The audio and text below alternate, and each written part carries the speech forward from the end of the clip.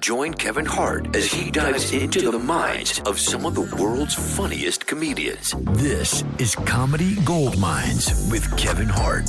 Welcome, world. Welcome to an all-new episode of Comedy Gold Mines, where we get inside the minds of brilliant comedians. And oh my God, what amazing minds they are. Some of the best minds in this world come from a place of funny. It's a fact. I don't say that and pull that out my ass. That's a fact. Today's episode is a special episode. I should have called it Comedy Gold Mines with a Legend. That's what I should have did today. God damn it. Missed an opportunity.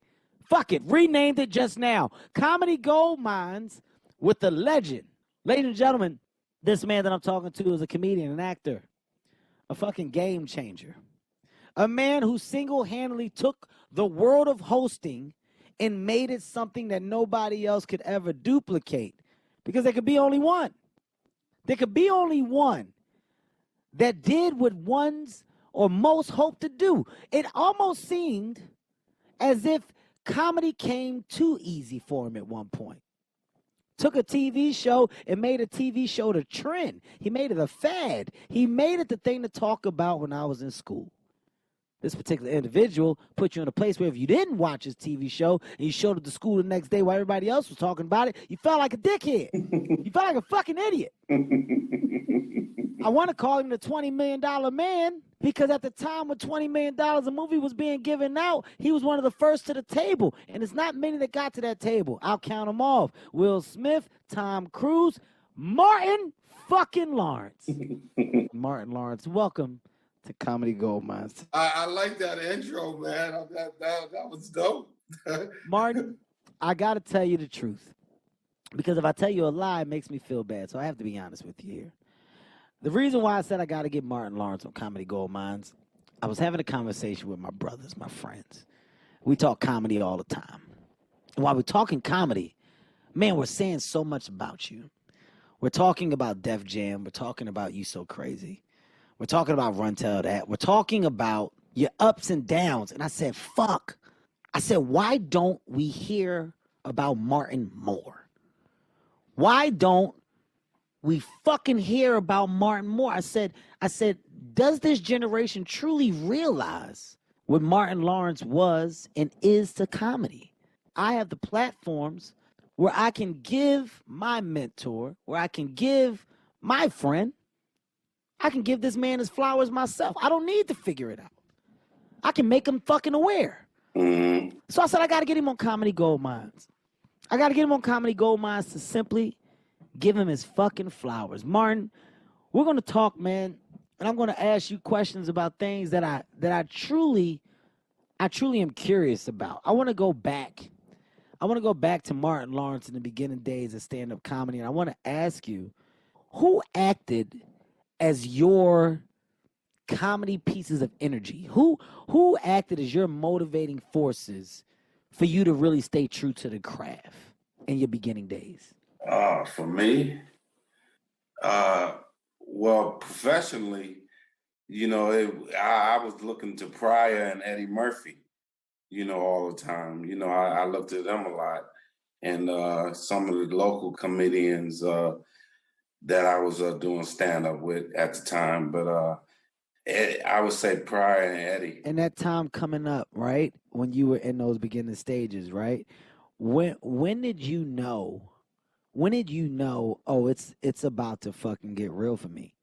When did it start to bubble? Like, when did you feel that heat coming and you said, oh, this is getting a little different?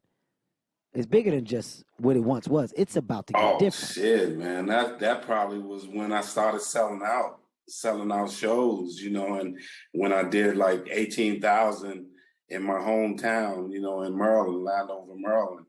And then that's when I knew, this whole thing is changing, and it was a ride. It was a ride for me. Was it before, like what I'm curious about is before Def Jam came about, what was the thing that got the attention for you? Like, what was the comedy event that brought you got to see this guy.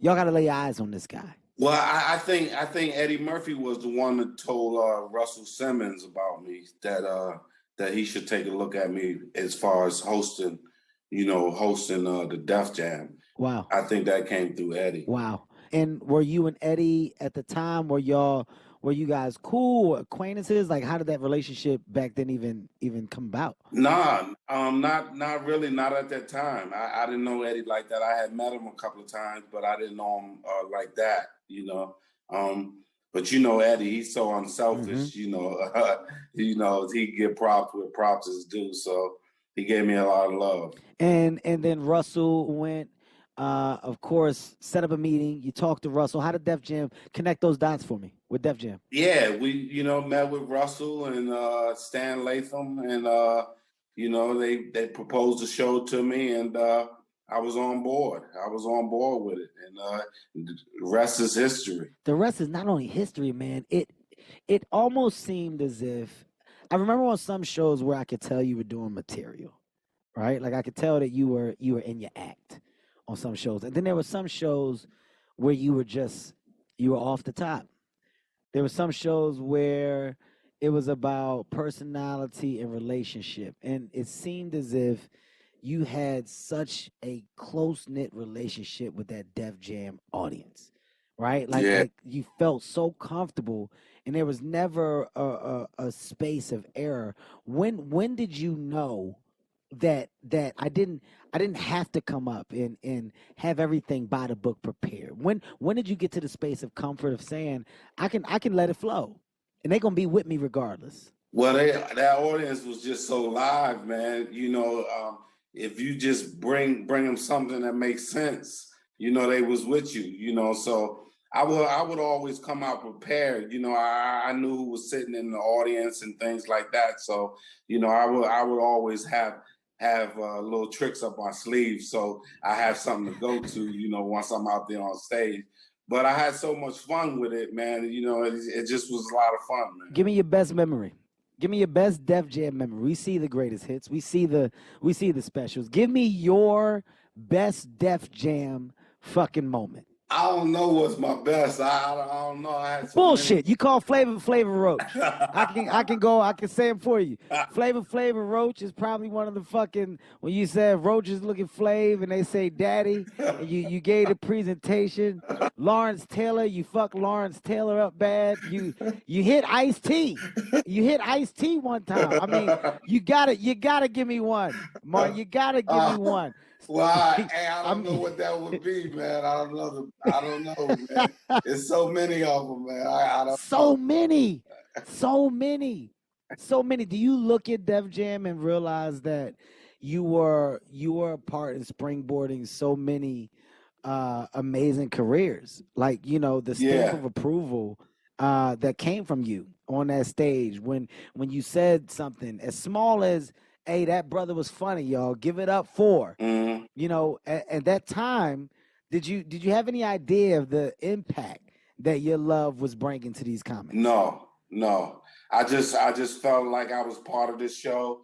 I was at the helm of it, and I had a chance to present these young comics or whatever, with opportunity, and they made the best of it, and I just felt like I was a part of it. See, this is what I mean when I say you need your flowers. Because I'm going to tell you how I look at it.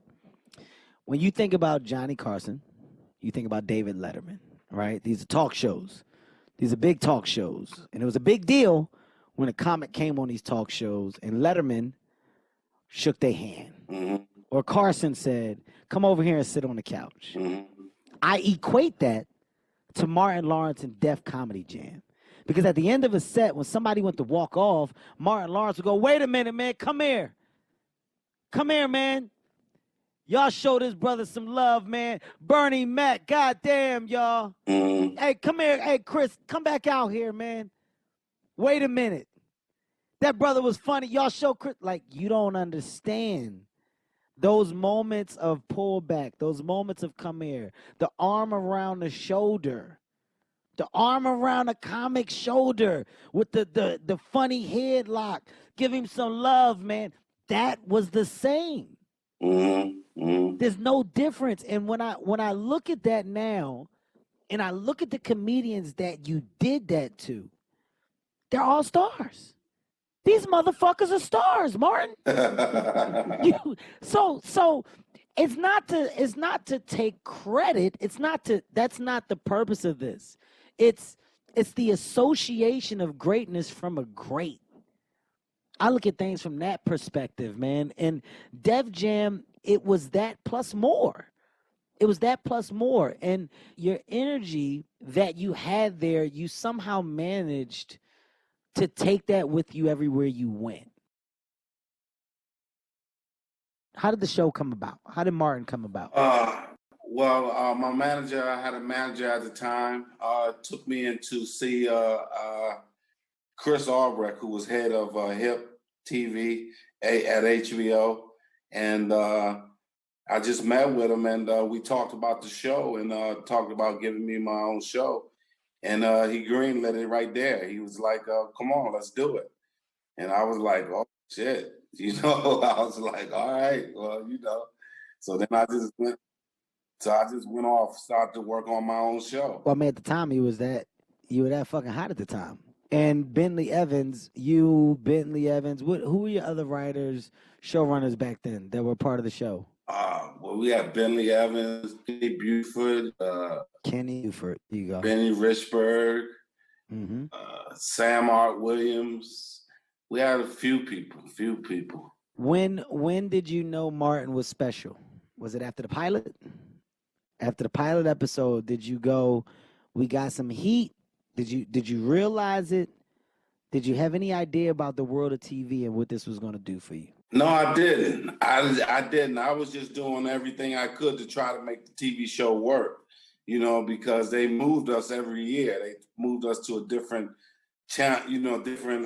different time every year. So, the audience had to find us, and they were finding us. So, I just wanted to make the show work. That's why I did all the characters and all that. I was trying to do everything I could to give us an edge. I mean, it's crazy even that you say that. That was that's where I was going next. Just like, within the show, you kind of brought a variety feel to a scripted TV series, right? Like, it was a conversation of SNL at one point that was attached to Martin Lawrence. And, SNL didn't work out, and it wasn't the thing for Martin Lawrence. It wasn't your launching vehicle.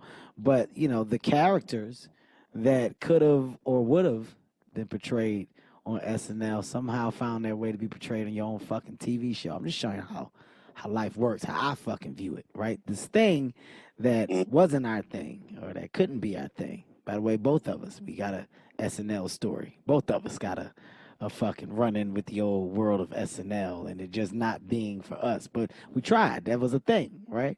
Fucking you with the Martin show, when you look at your characters, when you look at Jerome, you look at Sheneneh, you look at fucking, what was what was his name? Roscoe.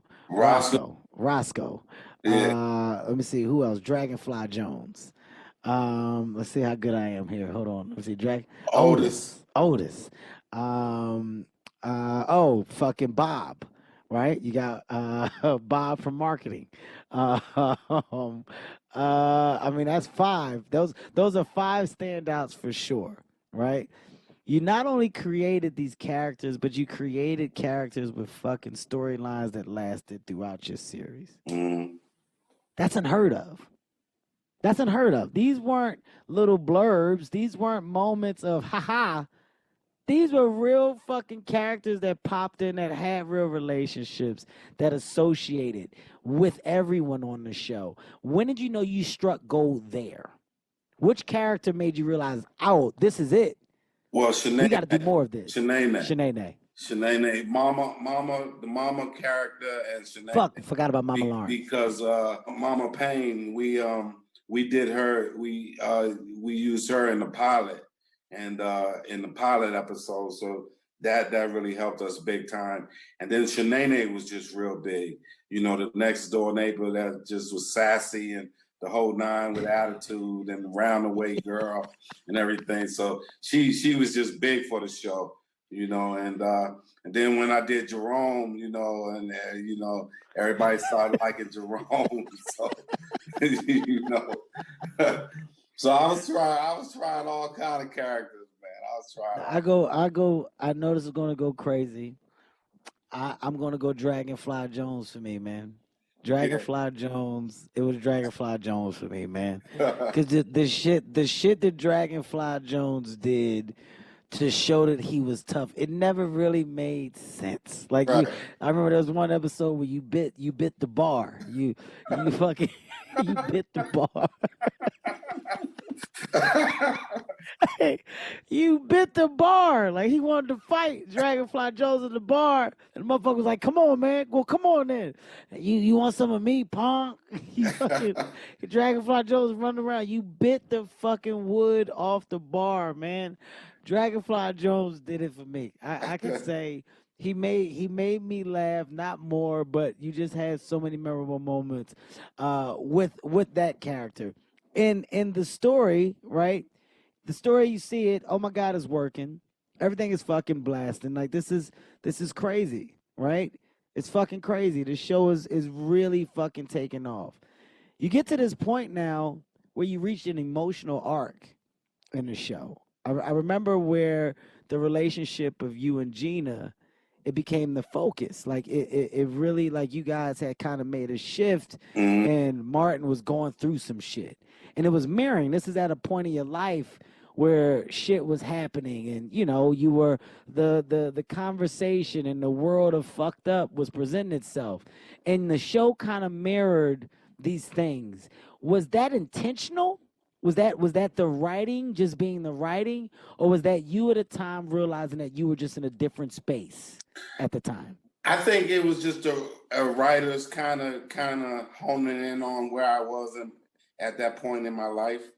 Mm-hmm. You know, just things happening on and off, you know, the set, and just kind of them mirroring each other. Mm-hmm. Yeah. I say that to say what you did then, it stood out to me because of what I see, what I now see and know you to be, right? Like at the time, I know you were going through something on Martin, and like I said, the show reflected that, and then the show ended up having like this really emotional ending when you guys walked away from the show, right? And when I was having an emotional fucking moment in life, when I was at my, I don't want to call it my wall, but when I was on my fucking brick road and like really sitting in that chair where you just start to see the other side of this business, let my listeners know Martin called me. I've never talked to fucking Martin on the phone. Never fucking talked to this man on the goddamn phone. From afar, I'm a fucking fan. This is the guy. He's fucking Martin Lawrence to me. Reaches out and says, brother, I just want to send some positive energy your way. I want to check on you. I want to tell you these things. Told me just some good shit. Mm-hmm. Made me feel good, just not only about myself, just that I was going to be all right, right? My question to you is that moment in my life when I was going through all that shit. This is after accident. I done been on the news for all types of shit, all types of scandals. I'm on CNN for this. I done fucked this up. It's just conversation after conversation. When you saw that, did you see something from your time of when you were going through that made you say, I want to reach out to him because nobody did for me, or because I know what it means to be reached out to at this moment? What was the reason for that? I know what it means to be reached out in that moment. When somebody reaches out to you and when you're going through something, it means a lot. It's very important. You know you're not alone, you know? Mm-hmm. And so, you know, when I reached out to you, it was just all love. And I know you probably was in a different place and whatever you was going through, you know, I just want to say, hey man, much love and you know, we praying for you over here, whatever you're going through. So that's where I was coming from. Well, I kept it together on the phone because I'm very much a thug. You know that. You've been around. You've seen the way I carry myself. But I broke down after we got off the phone, and Nico was with me, so I'm like, it wasn't like a tear with the sniffles. I wasn't like, hyperventilating. I don't want you to think that that's what it was, because, I don't do that shit as a fucking thug. But it was like, I had a couple of the single ones rolling down, and she was like, what's going on? Like, why are you upset? And I said, I'm not upset. I said, I think he knew what that did. That's what I told her. I said, I think he knew what that did. And I don't know how how he would know or not know. I said, but I needed that. Mm. I needed that from somebody like that. And you have reached out, Rock have reached out, and Chappelle have reached out, right? And this is my fucking, you're looking at my goddamn comedy fucking Mount Rushmore right here, right? Like of people that are just that have my utmost respect, but that I truly value what they've done. And now to say that they're friends, but that moment when you did it, man, my respect level for you shot up more. And then we went to dinner, and we talked, and we had a conversation, and it really put things into perspective as to this business and what's lost. Because the one thing that you kept homing on was family, how you're good, you're happy, you're loved, you feel loved, and like that was the most important thing when we were talking. It was that. And I remember your lady, the same thing about happy and just that relationship, that energy, and that gets lost in this business. When you were at your point of going through the shit, did you feel like saying fuck the business before it happened? Like, were you ever at a point where you were ready to close the door on the business, Martin? No, not really, because I always felt I had something to give, and even though I might have been going through personal things, I knew professionally, my career is what was putting food on the table, and just keeping me going. So I can say that I never wanted to close the door, but there was a moment where I was like, I don't want to ever let this shit get the best of me. right. I don't want to lose to it. You know what I mean? Like, I don't want to find myself upside down from thinking about the business first and my life second. Right. Or my mind second. And Right. it wasn't to shut the door, but it was to step away to make sure I have a balance of understanding those things.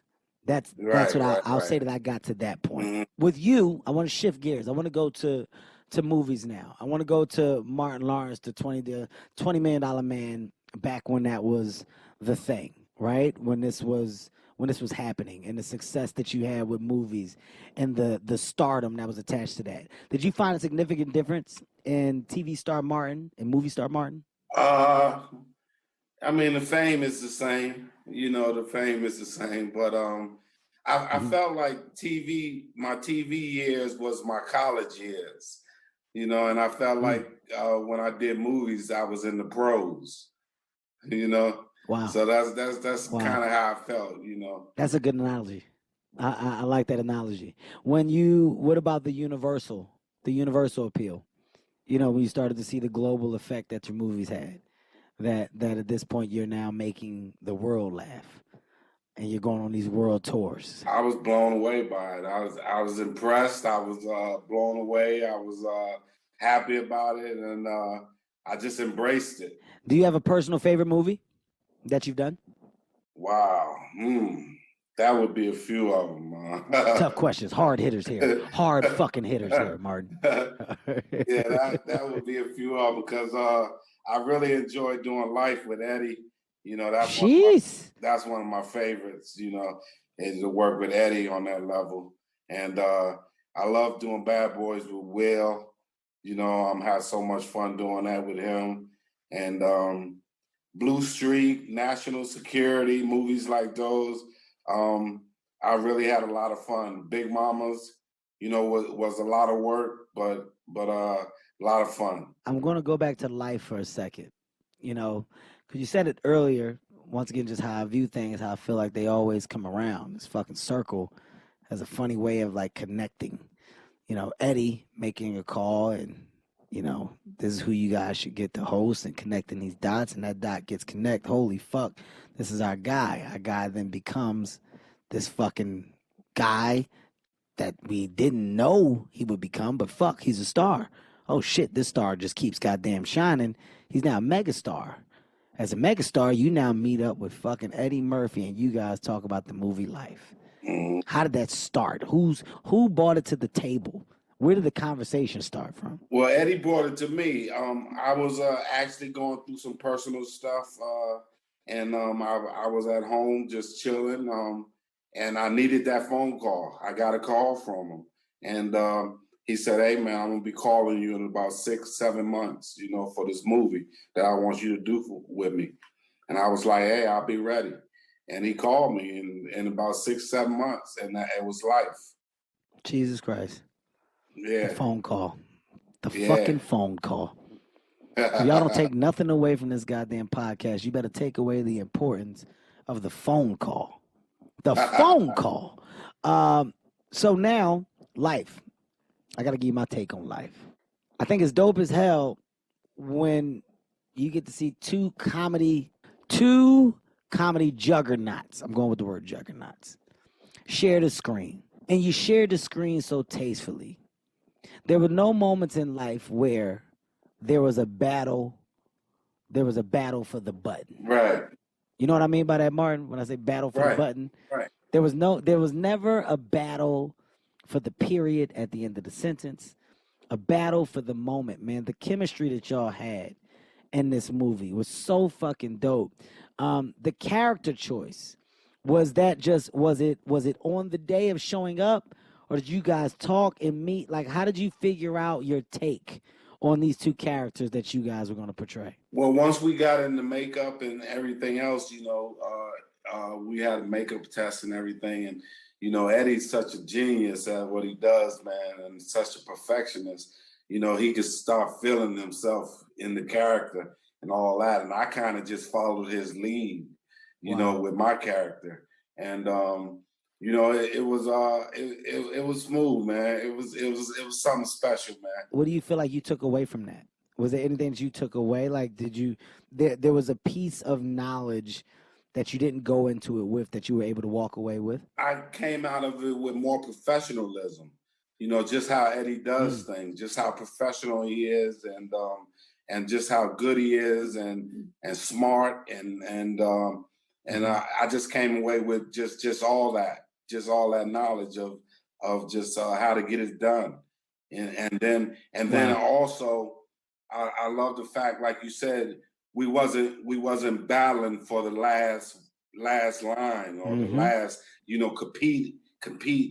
You know, it was more of a team effort. And that was every scene too, Martin. It was so dope. Like, because you know, it's rare. It's rare when you have the comedian to see that or to understand like that they're so in sync. You guys were so in sync in that movie. So in sync. And then, you know, we just talk about the added flavor of your other characters. I mean, you know, you guys were working with the great Bernie Mac in that as well. You know, Anthony Anderson in there as well. Guy Torrey was in there as well. You know, I know I'm leaving people out, but there was such a amazing surrounding cast. You know, those days where you guys were on the yard portraying that day, you know, those jail scenes, man. You saw it there too. You could tell like there was a nice comfortable setting that was put on for all actors and actresses to basically have a good time and do the work. It didn't look like it was work. Right. It looked like a bunch of fucking poised veterans on right. it. That's what I took away from it. Shifting gears, keeping it going. You know, like I'm fanning out. I gotta go thin line between love and hate, man. That movie almost killed me, Kevin. Are you serious? that was the hardest shit I ever did in my life, man. That was the hardest shit I ever did. Man. Are you serious? Yeah, because you know I wrote and produced and directed it. Yeah, you did it all. And it was the hardest shit I ever did in my life, man. I thought that you were going to say it when I said, you know, what was the greatest movie? I swear to you, I was waiting for thin line between love and hate for those reasons. You know, you just a piece of fucking information for you. I asked the question early on in my career. You know, this was like in my soul plane days, and just talking to management, agents at the time, before I got to a place of having control. It was like, yo, you know, thin line between love and hate. Martin's name is all over that movie. He's like a producer. It said writer created by, director. Like, how is that? How can you do that? Like, can one person do all that? And they were like, yeah, if you're talented enough, you can create, write, you can bring projects to the table, if you want to direct it, you can, all of that stuff. Yeah, absolutely.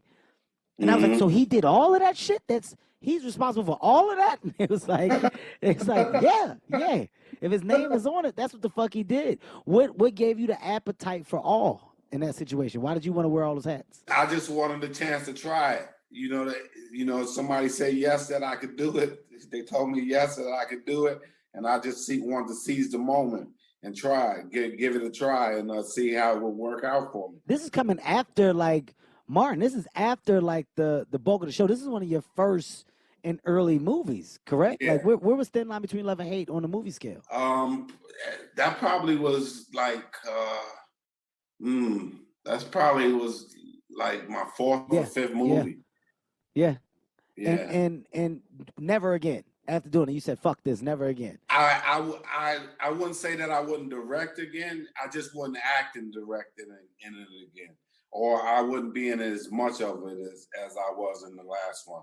It was just too much work. I thought you were going to say Bobby Brown when you said the movie almost killed me. I thought you were going to say Bobby. I thought you were referring to Bobby. No, Bobby. Of course, Bobby's cool. cool. I love Bobby, but that was Bobby in his prime. That's what I said. I thought you were talking about Bobby. Man, it almost fucking killed me, Kevin, chasing Bobby ass. It almost goddamn took me down. Another great casting moment for you. How the fuck did Bobby Brown end up being the guy? How did you come about that? Like, why Bobby? Well, Bobby came to the Martin show and he wanted to be on the Martin show. He wanted me to write a role for him on the Martin show. I told him I don't have nothing really on the Martin show for you. You told Bobby Brown that you didn't have nothing for him? Bobby was Bobby? Well, yeah, on the Martin show. But I told him, I said, I'm writing this movie, Thin Line Between Love and Hate. I got a role for you in there. I'll call you about that. And then I called him once we got it ready. Now, I'm going to go two things. First of all, Martin Lawrence, for those who do not know, Martin Lawrence is also known for having hands out of this world.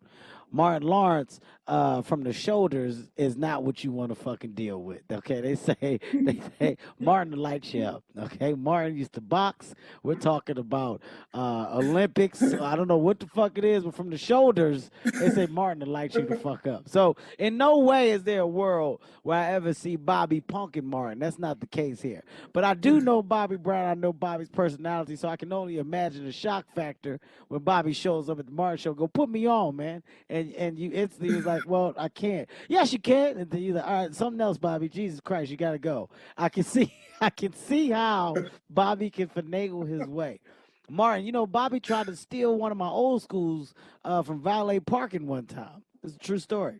Yeah, I pulled up outside of Stevie's on Ventura in the old school, and Bobby was like, Kev, let me drive your car. And I said, absolutely not. And he said, Kev, come on, man. Let me drive it. I said, in no fucking way in hell you drive my car. And I gave Valet my keys. 5 minutes later, Valet came running in. His shirt was all fucking ripped. He just threw my keys at me. He was like, Mr. Brown tried to take your keys, sir. I did everything I had to not let him do it. He tried to whip Valet's ass. He tried to fuck Valet up, man. It was a big deal. It was a fucking big deal, man. A very, very big deal. Moving forward, man, we got to talk about Martin Lawrence, the father, man. Very proud moment for you. You have like grown kids. I believe your daughter. Did your daughter graduate college? Going to college? What's the story? My oldest graduated college, Duke. My oldest graduated from Duke. She's 25. My middle girl, who's 20. She goes to Sarah Lawrence, and she's a writer. And my youngest girl, she just turned 19, and she's a singer. Wow! So she has a beautiful voice. So they all do a little bit in entertainment, but I'm very proud. I was about to say, is that by far not the best feeling in the world, man? Yeah, it is. To see your kids succeed, I don't think there's anything better. But seeing I can only, of course, look from afar because I don't know or have the relationships with them. But in what I've seen, just your level of proud has been on full display, just in your words and acknowledging them and their new success in life. How are they, you know, in the earlier parts of their dad's career? You know, was it ever a problem for you with, you know, being gone, not being there, shooting, not shooting? The schedule, did you ever have to do the balancing act? Not really, because if I was gone for a amount of time, I would fly him in, fly him in to see me and everything, so I got to spend a lot of time with my kids, even though I was working and stuff like that. So we got a lot of quality time in. That's dope. That's dope. Another thing that I learned, that was a learned trait, because I was so on the go, man. You know, especially with the touring and the movies. I was doing a lot of that shit at the same time. I was on a lot of it at the same time. So the one thing that I definitely did feel were the moments where, you know, I felt that I was going a little too much. But as you get more knowledge, you gain more comfort in being okay with the off and not the on all the time. You know what I mean? But once again, it was learned. It was fucking learned. Who does it for Martin Lawrence today, man? Give me some Martin Lawrence comics that he's following. Who are you watching? Who's making you laugh today? Well, shoot, you one of them. You one of them. My guy. But I have the Lit tour, Lit as Fuck tour, and D. Ray Davis. You deal with a lot of the younger guys. Yeah, that's what I was gonna say. You put a lot of guys on. Shouts out to D. Ray. This is hilarious to me. Ricky Smiley, Lil Duval, Adele Givens, Bruce, you name it, man. There's so many. I could go on and on and on. What made you come back with the Lit as Fuck tour? Because this is like your. I know you did. I know that you did one. I know you had one tour, and I saw you like. I love that you were given like I saw DC Young Fly. You had like Michael Blackston. I know it was D. Ray. You know, you were giving like some young cats the stage time as well, putting them on those things. Was it seeing the young guys flourish and really like, you know, kind of take advantage of these now moments through social media to pop and you know, the comedians of old that you know, that you're familiar with? What sparked the Lit as Fuck tour? What made you say, I want to come out and I want to do a whole thing where I kind of have a group of us go out? Well, you know, I have a lot of fans that come out and see me a lot. You know, wherever I go, you know, they come out and support me and see me. And I felt like doing the Lit tour, Lit as Fuck tour, would give these comedians, my audience, the opportunity to see these comedians where they've never seen them before, you know, and I thought this just was the perfect opportunity. So that's why we came up with the Lit tour. And are you guys going back out? What are you going to do? Are you going back out again? Yeah, we're going back out at the end of September. We have some dates. We're going back out and just going out to have fun. I mean, you know, after this COVID stuff and lockdown, you know, everybody should be happy to be out at any point. Get the fuck out. Absolutely. What do you think about the state of comedy and all that it's been through? What's your take on it? It's state of comedy. It's crazy right now because it's like you can't say nothing. Everybody, you get in trouble for saying the littlest thing, and people want to march on this. If you say this, if you say somebody got a big nose, you nose shaming. So now everybody with big noses gonna follow you and shit. Now everybody with a big nose is marching against you and shit. You know, so I don't know, man. The state of comedy kind of too sensitive right now. Well, it's you know, the reason why I ask you is because it's got to be a you know, crazy thing to see it drastically change from what it once was, you know. Yes. I mean, I'm talking to, you know, Mr. Def Jam comedy himself. So, you know, the comedy that touched that stage, the things that were said on that stage, what was known to be funny and what people stood on as just being funny, you know, it was fucking monumental for so many. So to now and today for you to see where it is, I know it has to be a like, oh shit, like what the fuck? what has happened to where we once were or to what it once was. But with that being said, I feel like, we of course have to adjust with the times. We can't be stubborn and dickheads about it. Like we have to be understanding and best present ourselves in a way where we're being respectful and still trying to maintain the task and goal at hand of being funny. For Martin Lawrence, I mean, I know Lit as Fuck is there, and I know you're doing amazing things. Is there a world where Martin Lawrence is thinking about the world of a special or the world of giving one more go at for one more hour? Is that a conversation or a want? Not right now. I'm pretty content, with hosting right now. I've done 3 concert films, that I've been happy about, and Legendary. So Legendary. I'm not really rushing to do another one. If it presents itself, then I'll probably take it on. But right now, that's not in the near future. If you aren't familiar with it, make yourself run to. That is also one of the highest grossing concert films to hit theaters of all times. I do my research. I know exactly what the fuck is going on. Just making sure the world knows it as well. You So Crazy, one of the most, I would say, featured and talked about specials to ever touch a fucking screen. When you talk about You So Crazy, you talk about the leather goddamn warm up. You talk about the leather pants tucked in the boots. Martin, it was a choice. It was a choice, right? You went with it. It was a choice. It was a little militant, but you went with it. It was very like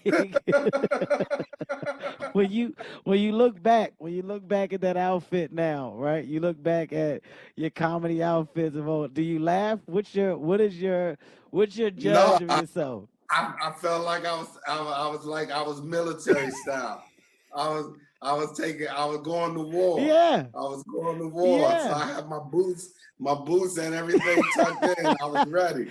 But I was ready. You were so Martin Lawrence in his fucking prime, man. There was an attitude to being funny. It was like I can't even describe it, man. It was this thing. It was like this motherfucking thing on your special. You had it and Rock had it. Remember when there was a moment like on Bigger and Black where Chris Rock is walking side to side, but the motherfucker walking like somebody said something. Like he walking to it like, nigga, what? And it's an attitude and a high level of confidence, not matched with cocky, but matched with fucking comedy bravado. And You So Crazy, I felt that's what you represented. The boots, the fucking leather pants tucked in the boots, the goddamn big ass shirt. It was everything it was supposed to be. The black fence in the back. It was everything it was supposed to be, man. Today I will say this, when I talk about flowers, I talk about you being also deserving of them, man. One thing that you did that acted as a highlight to so many was going and doing Bad Boys again. Coming back and doing another Bad Boys, you and Will Smith, and knocking this movie out the fucking park. Was it a hard decision to go back and do it? Was it a no-brainer from the gate? Like where did that start? No, it wasn't a hard decision. Yeah, I mean, basically, yeah, it's a no-brainer. Because the opportunity to work with Will again, you're going to do it on a big level, nothing but professionalism and a lot of fun. And we worked very hard on that movie, and we got the results. Yeah. Even in promotion, marketing, and everything, we did everything from A to Z, to get results on that movie. Where you at movie-wise now? Like we talked about you and maybe directing or if the opportunity presented itself, is there an appetite to do anything in this space now? Well, I just finished a movie, a drama that I always wanted to do. I always wanted to do just a drama, no comedy. So I just finished that. And so I'm just looking to do just good work. If nice. Somebody presented me with something to direct and I wasn't in it and I saw that I could direct it. Emphasis on that. And I wasn't in it. then maybe I would take that on. But I ain't looking for that at all. At all. At fucking all. I can say that I have one movie with Martin under my belt. Death at a Funeral. I did not get a scene with the man at this point in my career, but it was still in my world. You know, I did a movie with Martin Lawrence, with Chris Rock, Tracy Morgan, and it was a, you know what it was? It was a high level of sweet, but the only piece of bitter. I was like, God, I wish that there was a moment where I could have just been in a scene with the three, like where I could have just at that young stage in my career, even if it was for a small, no thank you guys, whatever the fuck it was, go in the room and out. I felt like that was an opportunity missed, and you know, rightfully so, because at that time in my career, it was, you know, I was fighting, I was on the way up, but I was excited. I was excited just to simply be in the conversation of a Martin Lawrence fucking movie. And that's the only one that I had. And if you're not done, brother, and you're telling me that you got some left and you're like the right things, well, fuck. It sounds like I got some work to do and I got to find the fucking right thing, because I've yet to have a scene with this goddamn legend. I've yet to have a shared moment that will be evergreen and last forever outside of this one that we just made. Well, you know, they got to get us in a movie together. This is what I'm talking about. I believe that's what the people want to see. Fuck yeah. You know, they'd love to see us in a movie together. Listen, that's why I just said I got work to do. Don't threaten me with a good time. I asked you the question to see if the door was shut, and you didn't shut the door. You said the right things. So that means that I got some work to do, and I got to present the right fucking thing. But dude, if nothing else, if you can tell nothing else from this podcast, man, yes, I'm a friend, but I am a fan and a real fan. And I just humbly want to say thank you for opening up the doors that you did. There is no world where I can do anything that I'm doing without the fucking work that you did and without the ground that you broke. And you deserve to fucking be recognized on a consistent level, and you will forever be recognized by me, because you're truly one of the greats to ever fucking do it, man. And this means more than you'll ever know. Along with the call, it's matched. The same fucking energy and synergy is matched. Ladies and gentlemen, you know what we do on the show, man? We get into minds of amazing comedians, but today was a little different. Today we got into the mind of a legend. A fucking legend, man. Actor, comedian, frustrated director when he's in the movie, producer, man of the people. Please be on the lookout for his Lit as Fuck tour, where he features today's youngest and funniest. Not only that, man, just be on the lookout for what will soon come. I'm putting it in the air, which is a fucking Martin Lawrence and Kevin Hart movie. Emphasis on the Martin Lawrence first, because that's the way it's supposed to be.